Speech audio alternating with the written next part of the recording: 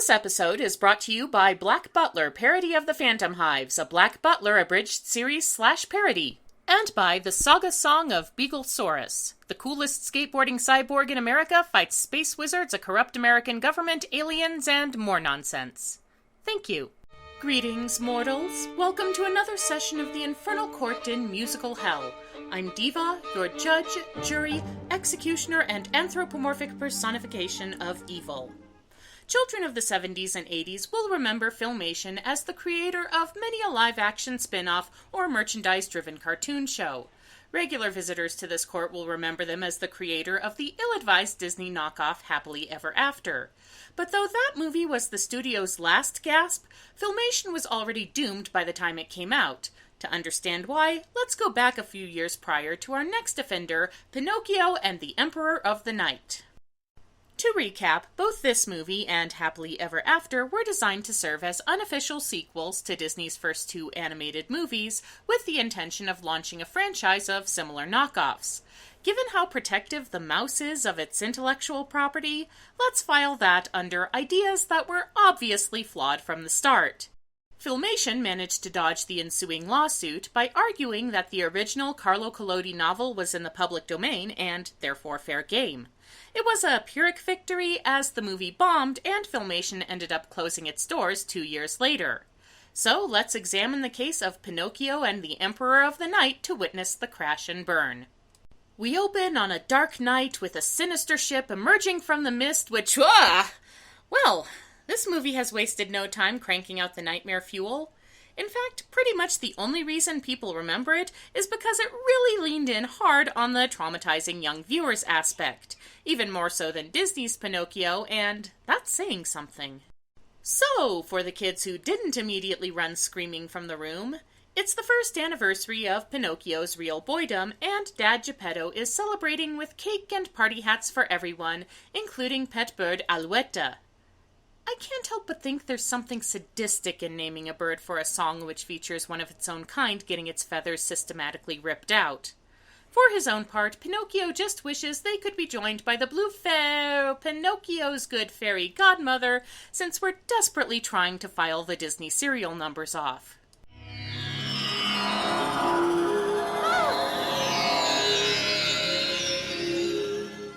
That's not the good fairy, that's a leftover character from She-Ra. She spots a little glow bug sculpture Pinocchio has carved, and it makes her want to sing. Cut that out! Cut that out! You are free to go and be whatever you may want to be. Behold sin number 1, love is the light inside your heart. The lyrics are just generic, insipid, love is special and good stuff, but the combination of the irritating echo on the voice track and Pinocchio's creepy stoner face are what really make it unendurable. Shirley Jones was originally slated to voice the fairy, and I'm glad she ducked out. She deserves way better than this. Don't forget, Pinocchio. If you take your freedom for granted, you might lose it. And that, children, is how Pinocchio was recruited into the Proud Boys. With the good fairy doing what she does best, disappearing until she needs to Deus Ex Machina the plot along a bit more, Geppetto turns his attention to a fancy jewel box which he needs to deliver to the town's mayor. Pinocchio is all, "I'm a big boy, let me do it!" Geppetto agrees, but warns Pinocchio to stay away from the carnival which mysteriously sprouted up overnight. And how long does it take the little wooden head to ignore that warning? It sure looks like fun. Of course. Luckily, the good fairy has Frankensteined the bug statue to do conscience duty. Gee willikers!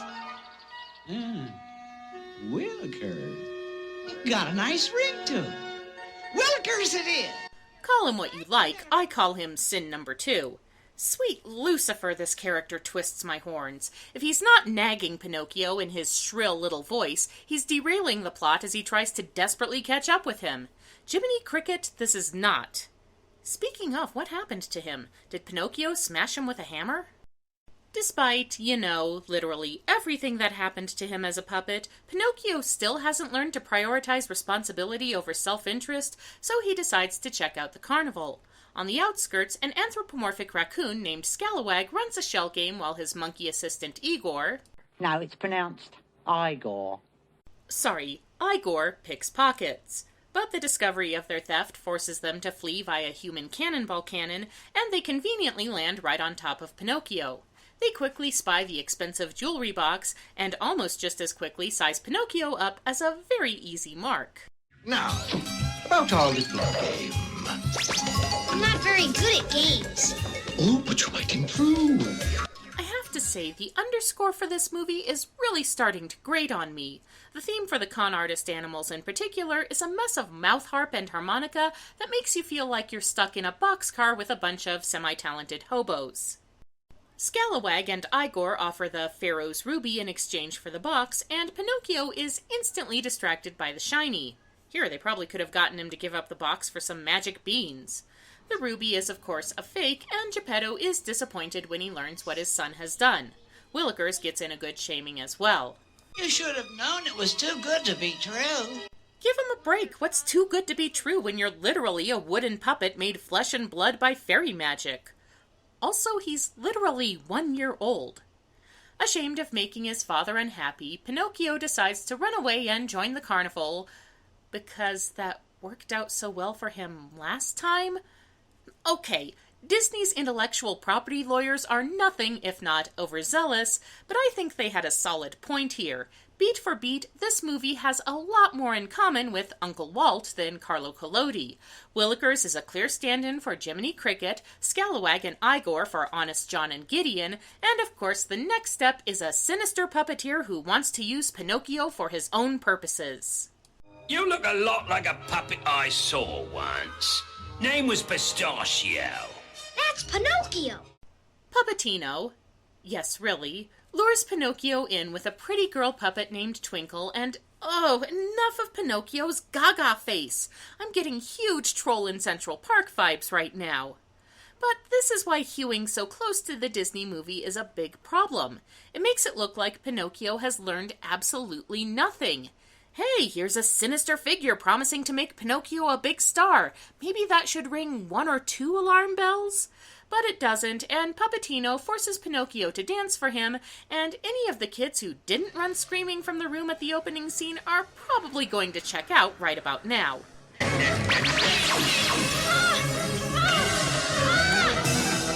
Please don't! Back at Geppetto's house, Willikers sets out to find Pinocchio, a task I suspect he's supremely unqualified for. While rappelling down the side of the house, he comes across a bee trapped in a spider web. I hope I didn't hurt him too badly. Got off rather lucky, I say. I was about to give them the threat. Okay, kids, the scary part is over! This bee is an extremely British aviator type called Lieutenant Grumblebee, and for all his stiff upper lipness, he's reluctant to give Willikers a lift to the creepy carnival. But Willikers gives him the old, well, if you're chicken ploy, and is taken to find Pinocchio in his newly re-inanimate state. And since there's nothing he can do about the situation, it's time for the fairy ex machina to put in an appearance. You took your freedom for granted, Pinocchio, and because you did, you lost it. The good fairy brings Pinocchio back to living puppet status and asks how he got into this situation. No points for guessing what happens next.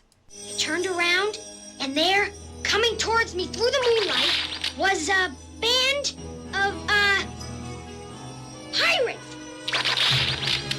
I don't know why the good fairy keeps bestowing the precious gift of life on this kid if he's just going to keep making the same mistakes. Or why anybody would bother watching this movie when the same one, only better, already exists. After warning Pinocchio about Puppetino's boss, she restores him to full real boy, so that entire detour was pointless. Apart from giving a bunch of children nightmares, I mean. Pinocchio decides he needs to make amends and get the MacGuffin box back from the thieves, and he sends Willikers back to Geppetto to update him on the situation. Willikers isn't too happy about that, but all he can do is yell impotently about it, which is really all that he's good for the majority of the movie. I catch up to him. I'm gonna give him a good kick in the pants. I'll give him 4 kicks in the pants.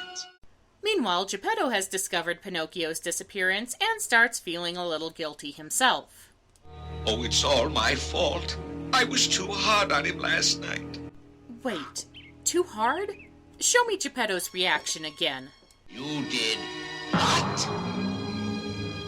Yeah, that's it, and that's sin number 5 for a weak inciting incident. So Geppetto sets off after his little wooden adoptee, while Pinocchio catches up with Scalwag Igor, who helpfully exposit that Puppetino has put out a reward for Pinocchio's capture. With that in mind, the two cons spin a story to nudge him in the right direction. No sooner had we left you than we were set upon by a gang of thieves. They were led by a ruffian by the name of Puppetino. It's pretty transparent, but again, 1 year old. Further back on the road, Willikers is following after as fast as his tiny stick legs can take him and bitching about it the whole time, when who should he come across but Grumblebee, back in the movie after just kind of vanishing from his previous scene. I say, Willikers, beer sports. Give me a leg up, would you? Sure thing, Grumblebee. On one condition. Really, this character has one job, and that's to serve as Willikers' Uber. Correction, he has 2 jobs, flying Uber and catalyst for sin number 6, a particularly dumb plot cul-de-sac. See, Grumblebee figures they can get information faster by putting the word out on the Bug Street, and with that in mind, he flies Willikers over to Bugsburg to get reinforcements. Turns out the Bugsburgians really don't have time for him, as they have troubles of their own, namely a frog that's preying on the residents. I want you to remember, no bug ever won a war by being lunched or the enemy. Willikers helps them make quick work of the frog, and apart from a couple water bugs pointing him and Grumblebee in the right direction a few minutes later, that's about it.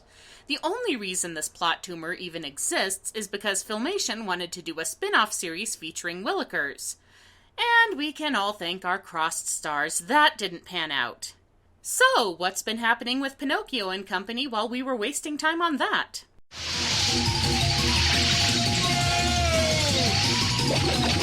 Well, good to know we weren't missing much. Pinocchio's genuine niceness has got his would-be betrayers thinking twice about this whole plan, but before they can do anything about it, the carnival ship, not that kind, comes into view and their little paddle wheel starts to careen helplessly towards it as the Bug Squad finally catches up.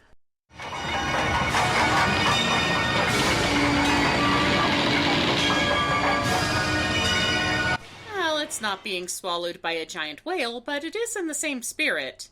The ship is apparently called the Empire of the Night, which at first features nothing more than a bunch of spooky green light and, for some reason, a Venetian gondolier.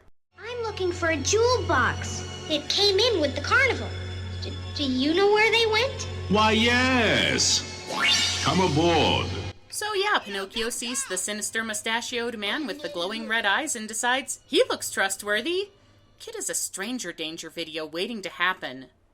Creepy gondola guy offers to take Pinocchio to the MacGuffin box, but on the way Pinocchio notices what looks like a rockin' party down a side tunnel, and he's told that this is the land where dreams come true. Deciding a quick look wouldn't hurt, Pinocchio is ushered into a place where children's wildest fantasies come alive.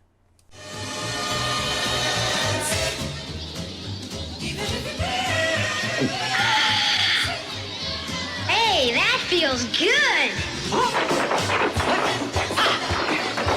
Which apparently involves drinking green seltzer water, clog dancing, and bad MIDI tracks. Oh, and another stardom dream, which you think he would have cooled on after being taken in by not 1 but 2 evil puppeteers? But he hasn't, so alas we get sin number 7, You're a Star. Singing, dancing, such romancing. No beginner, you are born a winner. Cross your basic vaudeville number with the decorations from an 80s roller rink, and you have this song. It does have the advantage of being hilariously awful instead of either dull or nightmare-inducing like most of the movie, but it's still dumb. And it features the con artist animals dressing in drag in an attempt to get Pinocchio off the stage.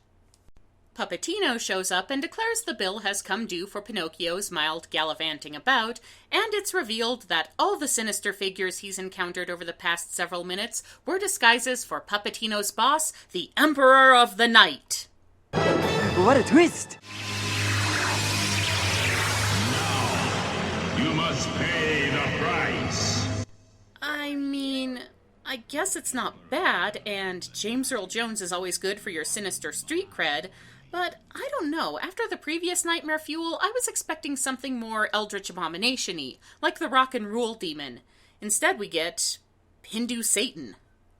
The Emperor wants Pinocchio to sign over his freedom to him because apparently being a puppet who became a real boy makes him significant in the war between good and evil.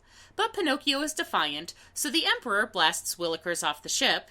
See, he's not all bad, and imprisons Pinocchio along with the now remorseful Scalawag and Igor in a spare carnival cage. Every time someone gives up their freedom, the good fairy grows weaker, and the emperor grows stronger. If the only puppet ever to get his freedom were to lose it would be a terrible blow to the good fairy. It might even destroy her. Leaving aside how exactly Scalawag even knows all that, this clumsy morality play about good versus evil and free will are putting me in mind of the particularly bad breed of Christian fiction. And trust me, I've had my fill of that recently. Pinocchio is dragged before the Emperor, who demands Pinocchio sign his relinquishing freedom contract. But all Pinocchio wants is the MacGuffin box. Oh, and Twinkle. Anyone else bothered by the fact that the closest thing this movie has to a young girl character is an actual inanimate puppet? Anyway, it turns out the Emperor has an ace up his quadruple sleeve. Pinocchio, are you all right? Father! I mean, sure, we could have found out how Geppetto got into this mess, but hey, we had the orphaned series hook to set up. Pinocchio agrees to sign the Emperor's contract in order to free his father and friends, and the Emperor should tread lightly here because one wrong step could... Take them all to the dungeon. No! You promised! Oh, see, that's exactly what I was talking about. You don't just back out of your end of a deal like that. You use a convenient loophole. That's like Soul Contracts 101 right there. Also, she's not directly involved, but I still think the good fairy gets an assist on this one. Pinocchio's glowing mojo causes the Emperor to shrink and weakens the load-bearing evil of the ship, alternate dimension, whatever. The good guys, and reformed bad guys, escape through a bit more nightmare fuel, but the Emperor makes one last attempt to get at Pinocchio by grabbing Mini Geppetto. Good job, you got foiled by the two most useless characters in the movie. Not exactly making a good showing for Team Evil there, Your Imperial Majesty. Pinocchio finishes the Emperor off by throwing himself in his glowy blue light into the creature's robes in an apparent act of self-sacrifice. But hey, what's the good fairy for if not for making everything turn out okay? Father? Yep, he's fine. And look, she's given Pinocchio a girlfriend in the bargain, too. And so everyone skips off into the sunrise, having learned that they can defeat the forces of darkness mostly through luck and convenient plot twists.